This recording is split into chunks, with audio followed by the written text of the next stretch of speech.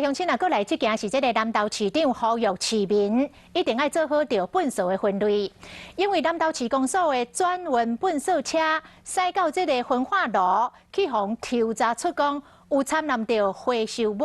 结果规台的粪扫车拢总互摕回去，袂当来倒焚化炉了，这个损失是真大。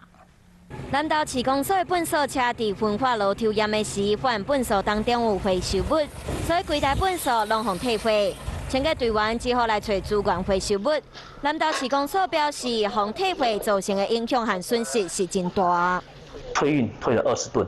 啊，如果说我们再没有做好分类的话，那可能以后会没办法进场。收到消息了后，南投市长宋怀林随到现场了解，除了指示清洁队员伫收粪扫的时阵要加强稽查，嘛呼吁市民要做好粪扫的分类，避免过互人退运。我们的垃圾去回来不收，本来是我们的环保局要补助，我们还要罚适配，而且我们的公园还要受训。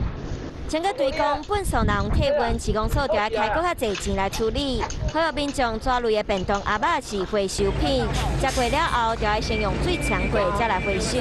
简单一个动作，就是回收环保的大功臣，请南投市民爱斗相共来配合。